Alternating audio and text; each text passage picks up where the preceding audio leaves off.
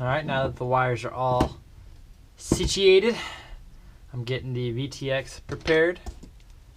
And since I'm not taking it off, since it's not going to be able to be a permanent placement, because I do have to have the ability to switch antennas from right hand to left hand depending on the race and my frequency and everything, I am just peeling back that area right there, putting the new antenna on, and I'm still going to run it across the body. So I'll run it across the body of the VTX like that, and then it's got to go on here. So in order to do that, measure the length of the width of that, get a little marker,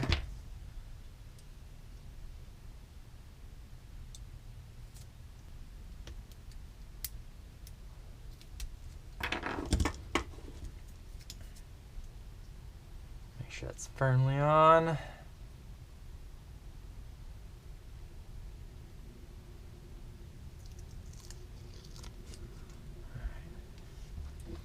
Now remember, curved edges are going front and back of the quad.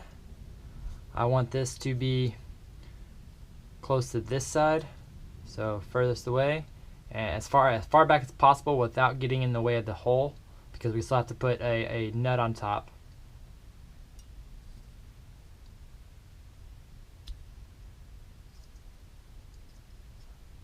So it'll go like that, and then this goes right up under, just like that.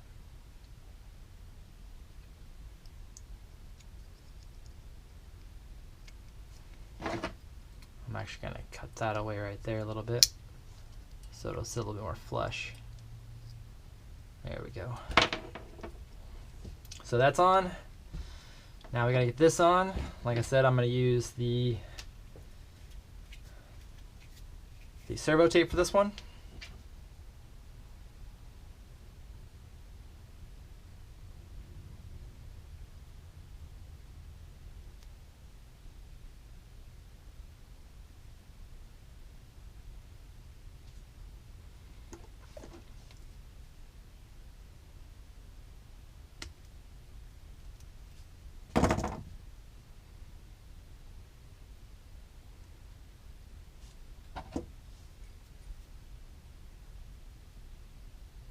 And the reason I like to use double-sided sticky tape instead of zip ties, zip ties are hard on equipment.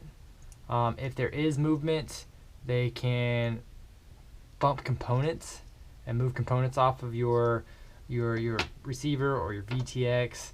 And so I try to avoid it if it's going to be directly on a component. I try to use something like this instead.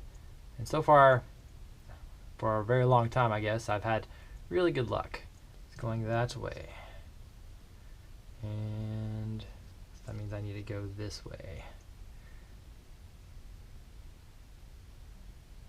I'm going to put it a little off to the side this time because I think it needs more material to stick to. So I'll hold it there for a second. There we go, now we're locked on. Nothing's moving. So at this point, you plug up the harnesses. So this one goes here.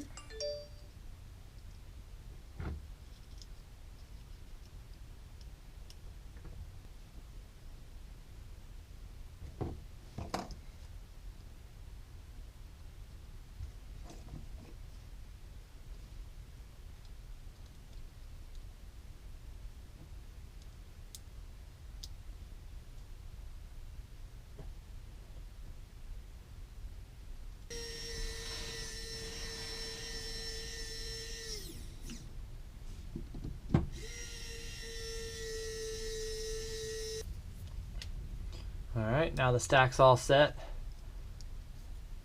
It's built. As you see, all the wires are up under there, out of the way, safe from harm. Stack solid. Now we gotta get done is the RX wires positioned, the camera mounted, programmed, and it's ready to fly. So for the RX wires, on this particular structure, the way I have it set up, I'm gonna go with the trusty old Forever tubes. I use these because, and you could technically, just, you know, put them off to the side and be fine. But if you aren't careful and these wires get pinched, because the signal, how it's bent right there, I'm not sure you see that, how it's bent already, that's actually a bad signal. You're losing efficiency. So, or I think it's efficiency. You're losing signal and strength. So it's supposed to be straight. It's this coiled area, the one it's not covered. That's where the signal is important. The rest of this stuff can be twirled up however you want. You can have it twirled around your finger. You can have it twirled around a tube, however you want. It's these tips right here that you got to worry about. You want to keep these tips straight and protected. If they get bent, if they get smashed, you lose signal. If the actual inner coil in there, the wire itself touches carbon, you'll get what's called a brownout. For me, that's happened several times. One time it actually crashed into the side of my house, missing my window by like 2 feet. It full throttle locked up for a split second and just right into the house. If you're out in the field, if you're lucky and that happens, you'll be out in the field and it'll full throttle for a split second and reconnect. You don't want these touching carbon without being covered. Right now, how they are, it should be fine, but if it ever got damaged or the coil came out a little bit and touched carbon, that causes issues. So that's where Forever tubes come in hand. What I do is I just measure out a little piece right there, measure it out, make sure it's going to fit along the length of the side of the pocket. Give it a little snip, and then I get 2 of them.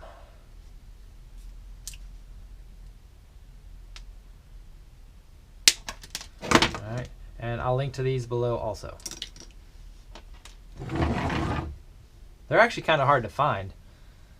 They're a little difficult to find, because I'm not sure what the names call. I call them Forever tubes, the RX antenna tubes, or whatever, but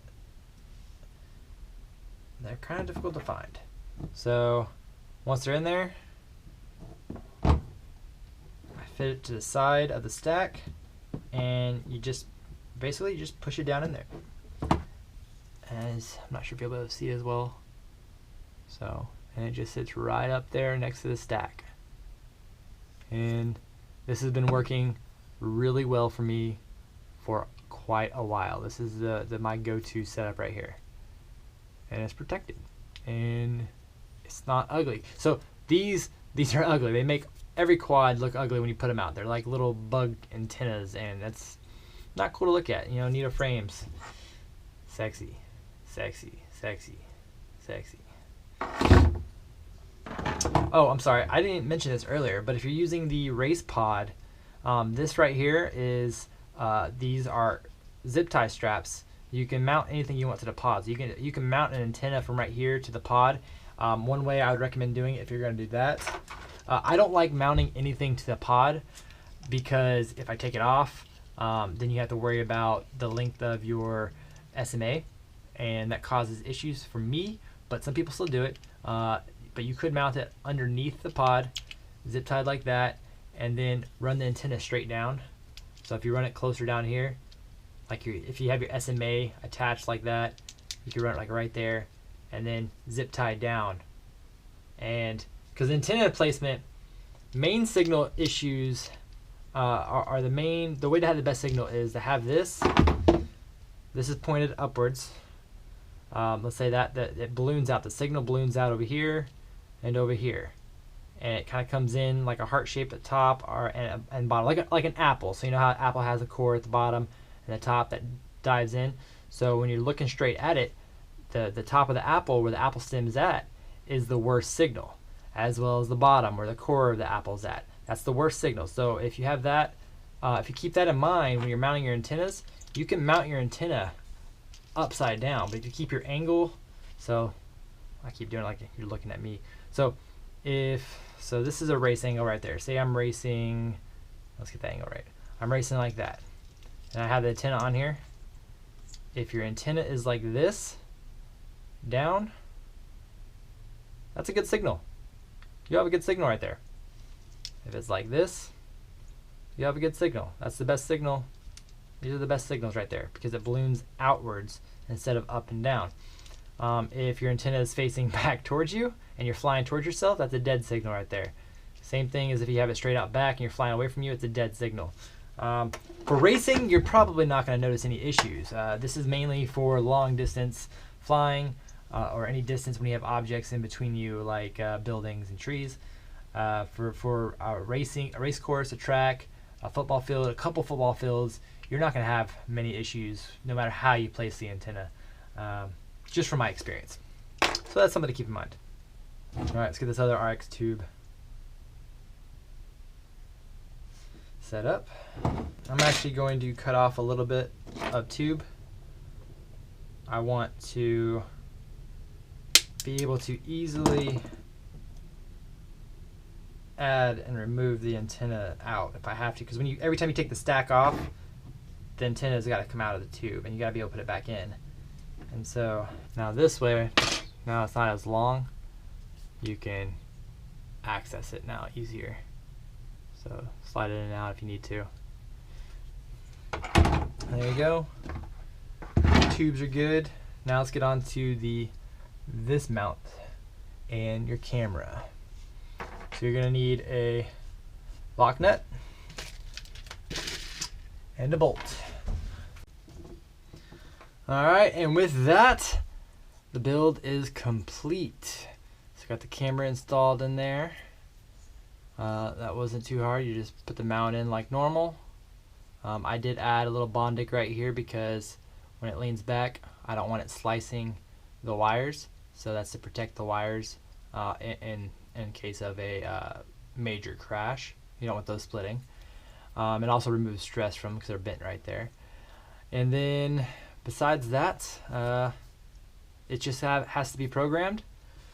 And we'll do that real quick. It's not going to take long. All we have to do is flash the latest Betaflight on there, copy over my dump file into the CLF or CLI, save that, and it will be good to go.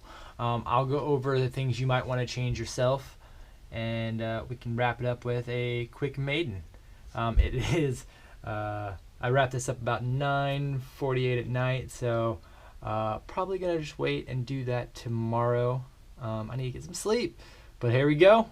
It's all done. What you think? What you think? Let's put the pod on. This is actually not the final version of the pod. This is the final version of the pod. There's not many differences. You're not gonna be able to see them. If I don't say anything, you won't even know. But that slides on right there. Just over the bolts. The front and the back.